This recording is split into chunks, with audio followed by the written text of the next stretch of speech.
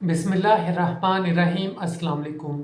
Zaara case के अंदर शोहर कदीर जैसे ही बाहर के मुल्क से आता है, बहुत ज़्यादा वो रोता है और टुकड़े इकट्ठे करके रोता हुआ कहता है कि मेरे घर वालों ने ये अच्छा नहीं किया, इनको सख्त सज़ा मिलनी चाहिए। मुझे पता भी नहीं था कि ये सब कुछ हो जाएगा। वो अपनी बीवी से काफ़ी ज़्यादा प्यार करता था, लेकिन उसे ये मालूम नहीं था घर के अंदर ये सियासत चल रही है, लड़ाई झगड़े चल रहे हैं और ऐसा भी होगा कि उसकी बीवी के साथ ये सलूक किया जाएगा। सबसे पहले कदीर ने अपने ससुर को फ़ोन किया था जब गायब थी, ज़ारा के बारे में पता नहीं चल रहा था। उसने अपने ससुर को फ़ोन किया कि आप घर जाएं, जाके देखें कि मेरी बीवी कहाँ पे है, उससे राब्ता नहीं हो रहा।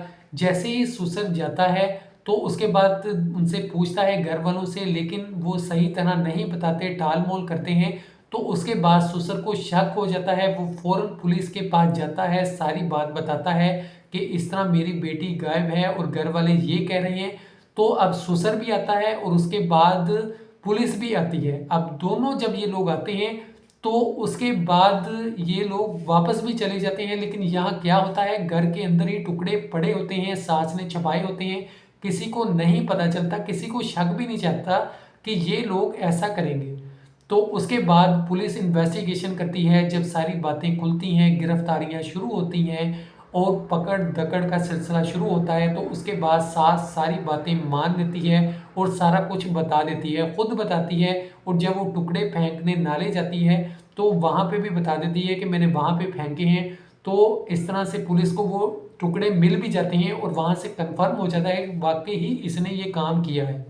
तो आप खुद देखें कि इसके अंदर शक की कोई गुंजाइश नहीं रहती, सास भी मान जाती है, सारी बातें वो कबूल कर लेती है कि उसने ही ये काम किया है। अब जितने भी लोग हैं, चाहे बेटा हो, चाहे इर्द गिर्द के लोग हों, चाहे ज़ारा के वालिद हों, भाई हों या भाभी हों, उनके घर वाले जितने भी लोग हों, वो सब यही कह रहे हैं कि सख्त से सख्त सजा मिलनी चाहिए। ज़ारा के वालिद ने पहले तो एक मुकदमा दर्ज करवाया था जिसके अंदर ये कहा था कि मेरी बेटी अगवा है, इसका मुकदमा दर्ज हुआ था। लेकिन उसके बाद जैसे ही ये चीज़ें सामने आई हैं, तो उसके बाद एक और मुकदमा दर्ज हुआ है जिसके अंदर ये बताया गया है कि बेहुरमती का मुकदमा है ये, और सख्त से सख्त इनके खिलाफ कार्रवाई की जाएगी। पुलिस अपनी तरफ से पूरी इन्वेस्टिगेशन कर रही है। अब यहाँ पे ये भी चीज़ें सामने आ रही है कि ये हसद और लालच का नतीजा है कि शोहर अपनी बीवी को पैसे देता था और जितने भी पैसे होते थे घर वाले भी बीवी से मांगते थे,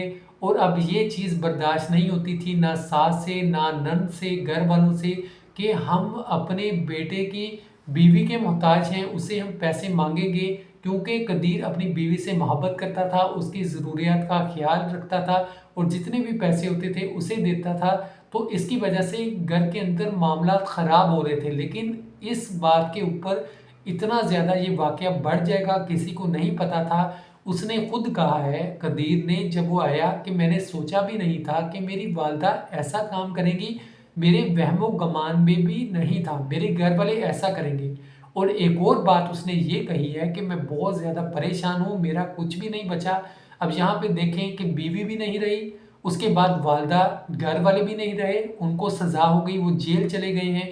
तो अब उसका क्या रह गया है, वो किस तकलीफ के अंदर होगा, किस परेशानी के अंदर वो वक्त गुजार रहा होगा जब उसका ख़ानदान ही ख़त्म हो गया। इसी तरह का वाक़या एक लाहौर के अंदर पेश आया था, जिसके बारे में मैंने बताया था। डॉक्टर शाहिद सिद्दीक का उनका एक बेटा था, उसने ही अपने बाप को जान से मरवा दिया, और इस बात पर कि मुझे 15 करोड़ की गाड़ी चाहिए, आप मुझे लेकर दें, महीने का मुझे लाखों रुपया खर्चा दें। ऑलरेडी डॉक्टर साहब उसको 5-10 लाख रुपया खर्चा देते थे, लेकिन वो 25-30 लाख रुपया खर्चा मांगता था, महीने का मुझे दें, उसके बाद ही मैं खुश होऊंगा, मेरी ज़रूरियात पूरी होंगी। वालिद कहता था बेटा तुम मुझे बताओ तो सही, तुम कहाँ खर्चते हो पैसे, ताकि मुझे भी पता चले, आजकल माहौल बहुत ख़राब है, कि तुम कहाँ खर्च रहे हो, किस कम्युनिटी के अंदर बैठते हो, कैसे लोगों में बैठते हो, मुझे कम से कम रसीद तो दिया करो। उसके बाद बेटा प्लान करता है, लड़ाई झगड़ा करता है, अपने बाप को मरवा देता है। उसके बाद वो 15 करोड़ वाली गाड़ी भी आ जाती है। बाप जो है वो इस दुनिया से चला जाता है, बेटा जेल में चला जाता है, वालिदा परेशान हो जाती है, रो-रो कर उसका बुरा हाल होता है, सारा खानदान मुसीबत में आ जाता है। आप खुद सोचें कि छोटी-सी गलतियाँ, हसद, एक लालच और बुग़्ज़ रखना, लड़ाई झगड़े करना, ये एक शैतानी अमल है और जब ये काम होते हैं तो इंसान का दिमाग काम नहीं करता और गलत काम कर बैठता है, पूरे खानदान उजड़ जाते हैं। तो यहाँ भी यही वाक़या हुआ है, एक हसद, एक लालच और इस चीज़ को बर्दाश्त ना करना कि हाँ भाई हमारा बेटा हमारे हाथ से निकल रहा है। ये सारे मामला बैठकर भी हल हो सकते थे कि सब लोग आपस में बैठें, जितने भी मामलात हैं उनको हल करें। जहाँ पे कोई मसला आ रहा है, अगर कोई भी मसला है उसको बैठकर हल किया जाए, ये सबसे बेस्ट तरीका है, ना कि इंसान खुद कोई कदम उठा ले। बहुत से लोग हैं वो ऐसा कोई ना कोई कदम उठा लेते हैं किसी से मशवरा किए बगैर। सबसे बेहतर चीज़ है मशवरा। आप एक चीज़ करने लगते हैं उसको आप 5-6 लोगों से पूछें, मशवरा करें, उसके बाद आपको जो सही लगे, यानी जो लोगों ने मशवरा दिया है उसमें से जो सही मशवरा हो उसको आप लाज़मी करें। ये नहीं है कि आप अपने से ही टेंशन में आके या कोई भी काम है उसको अपने ख़्यालों के अंदर बना के वो कर लें, कल को खुद भी मुसीबत में फँसे और दूसरों के लिए भी मुसीबत में फँसे हों।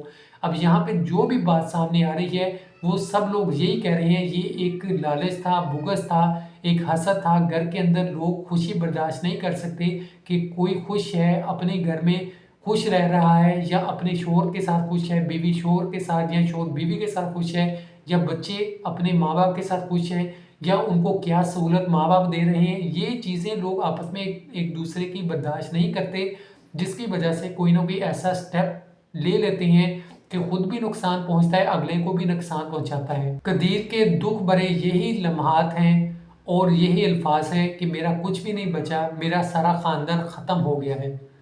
तो अपनी राय का इज़हार ज़रूर कमेंट्स में दें। अल्लाह पाक हम सब के लिए आसानियाँ पैदा फरमाए। आमीन। खुदा हाफ़िज़।